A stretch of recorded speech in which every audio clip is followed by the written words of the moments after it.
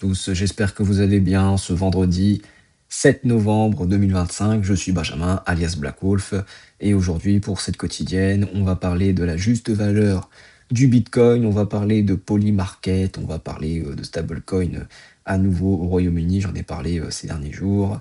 On va parler de données on-chain sur le Bitcoin, des ETF aussi, et on va faire la revue sur le prix du BTC, de l'ETH et je vais voir pour une troisième crypto, à la fin, donc restez bien jusqu'au bout de la vidéo.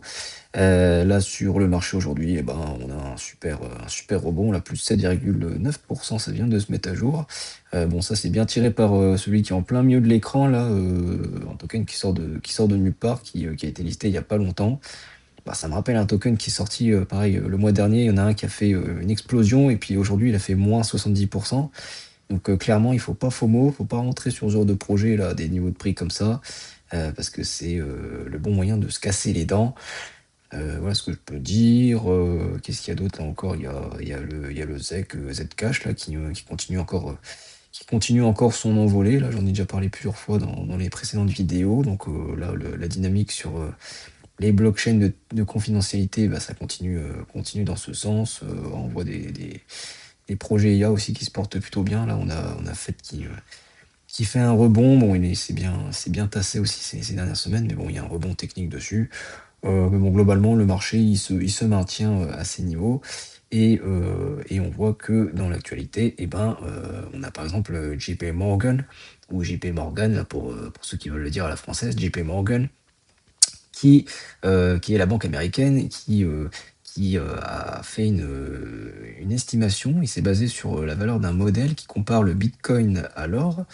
Et ils ont tenu compte de la volatilité ajustée, et ils estiment que le juste prix du Bitcoin, ce serait environ 170 000 dollars dans les 6 à 12 mois. Ils ont eu comme raisonnement, eh ben, voilà, que le Bitcoin il intègre des effets de levier, des produits dérivés, et que si on réajustait ça, eh ben, la valeur du Bitcoin elle serait de 170 000 dollars. Donc ça veut dire que dans les fondamentaux, bah, c'est une bonne chose, et que voilà, il y aurait une partie de l'or qui se réintégrerait dans le Bitcoin. Et ben, on aurait à l'avenir, normalement, une bonne target de vraie valeur à 170 000 dollars, donc ça ferait quasiment 70% de hausse si on se base sur le prix d'aujourd'hui. Donc ça, c'est plutôt bon dans le fondamental.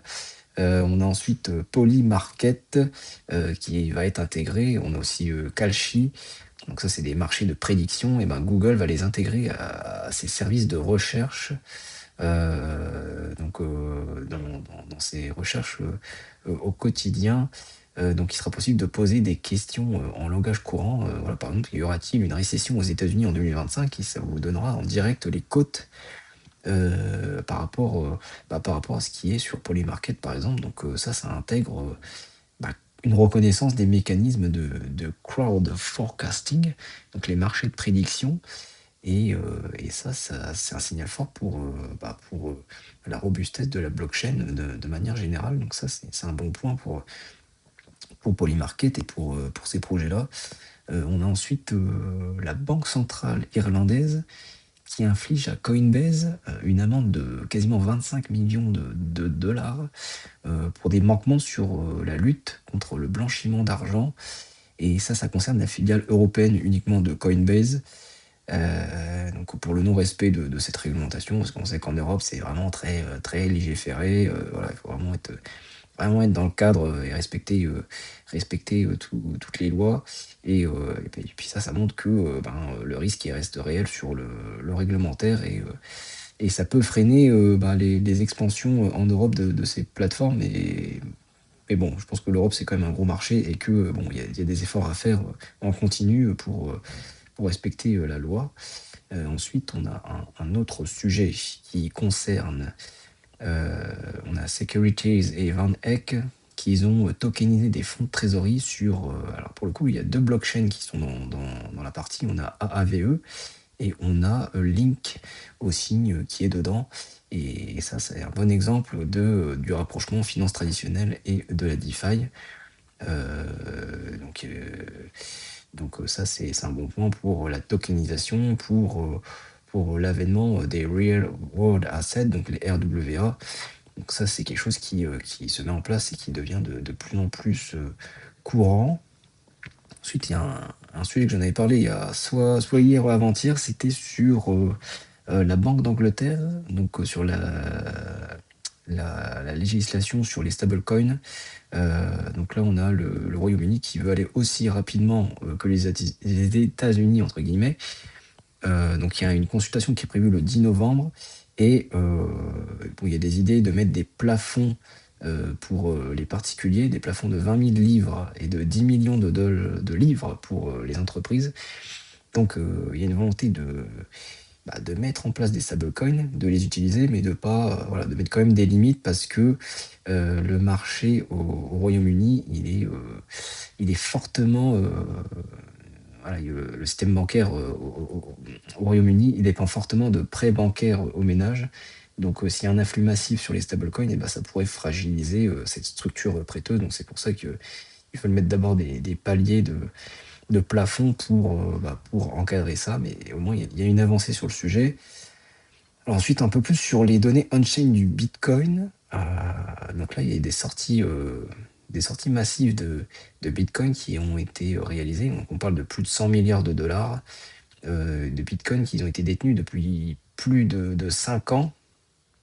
Et ils ont été transférés là cette année, et même depuis l'année dernière.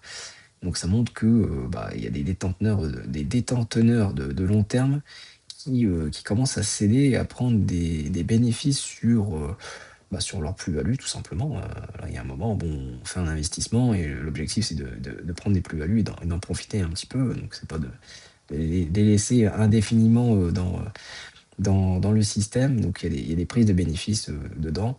Donc, ça montre que, ça montre que, il y a une dynamique qui se met en place. Euh, dans un certain sens sur les détenteurs de long terme.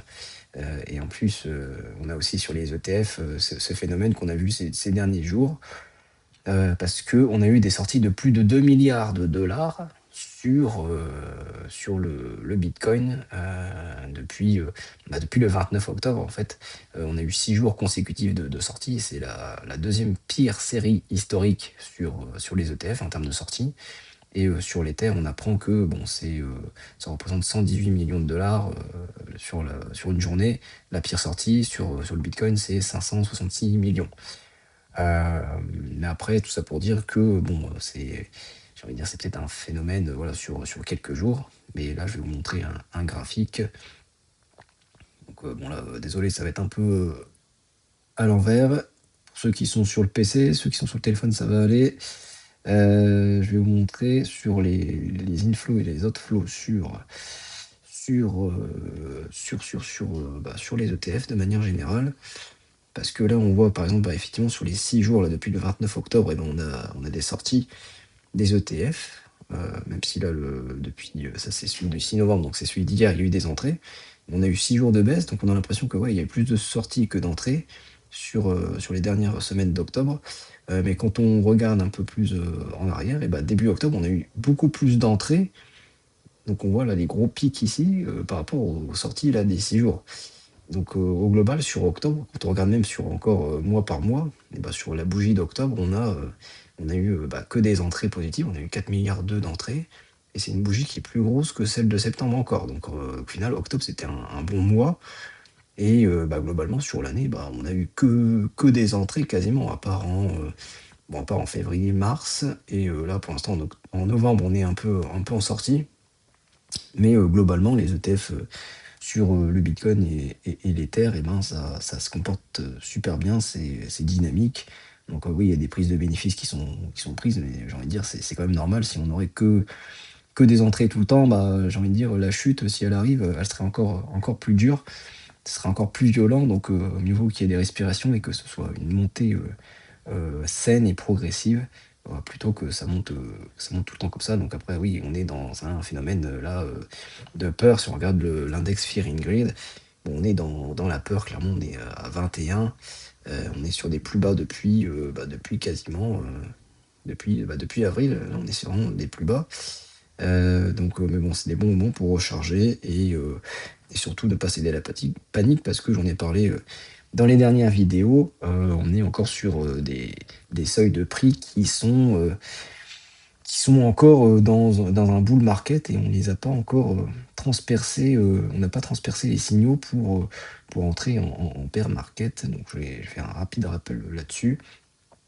Bon là, en 4 heures, on est, encore dans la consolidation sur les 100 000 $. Voilà, on avait fait un plus bas un petit peu en dessous de 99 000 et là, on consolide depuis cette semaine sur ces niveaux de prix. Donc il y a un retournement qui est en train de se faire, sur le prix. Il y a comme un W qui se dessine, donc ça, c'est figure de retournement. Donc il faudrait pas qu'on clôture durablement sous les 99 000 - 98 000, mais là, pour l'instant, le prix, il tient, même si on a une petite correction, là, aujourd'hui, en tout cas sur les 4 heures, en cours.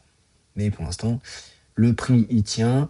Et si on regarde, pour faire le rappel sur le long terme, bah, tant qu'on clôture la semaine au-dessus, de la résistance en bleu, bon, si on clôture au-dessus des 102 - 103 000, bah, on est toujours dans le canal en bleu, donc ça, c'est un bon signe. Et puis tant qu'on est sur la trend haussière du bull run en cours, donc qui est représenté en rouge rosé, et ben, on est toujours dans le bull run. Donc tant qu'on est au-dessus des 94 000, on est toujours dans ce fameux bull run, un peu comme, à l'exemple pour rappel sur la trend en orange qu'on avait. Et bah, tant qu'on était au-dessus du prix, on était en bull run, et puis après, à partir du moment où on l'avait passé, et ben, c'était déjà un signal, d'entrer en bear market. Mais là, on est encore un petit peu loin.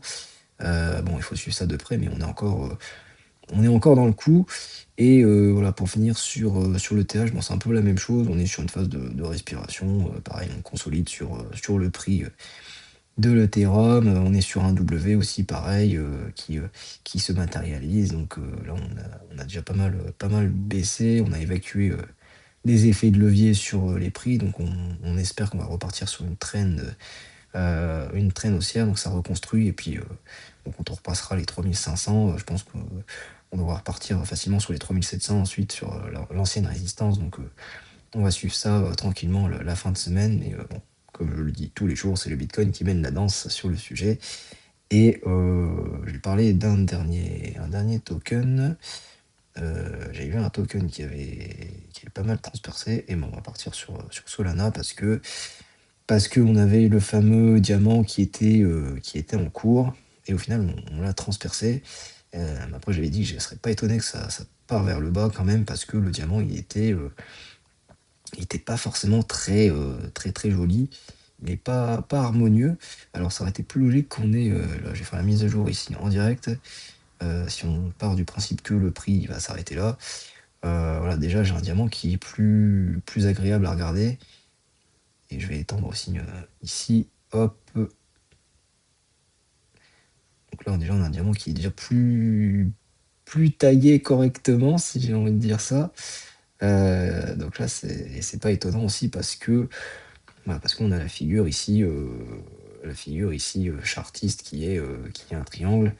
Quand je pars sur un objectif de prix, on va dire, allez, on va dire modeste, si je pars, de ce prix-là, si on a la sortie vers le bas, et ben, au final, et ben, on a atteint l'objectif, on a atteint l'objectif, pour ainsi dire. Donc là, le prix, j'ai envie de dire, il va rester à ces niveaux pour le moment.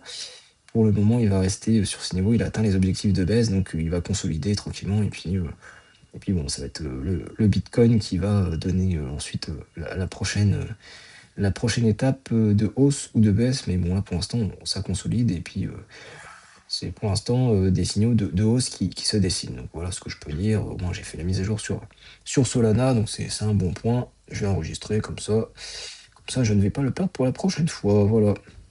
Bon, bah, j'espère que le contenu vous a plu. En tout cas, likez, abonnez-vous pour ceux que c'est pas fait. Je remercie ceux qui se sont abonnés, dernièrement. En tout cas, merci à vous, ça fait plaisir. Le travail a besoin d'être valorisé, et j'en ai besoin. Et je vous dis à demain pour, la suite. Ciao, bye.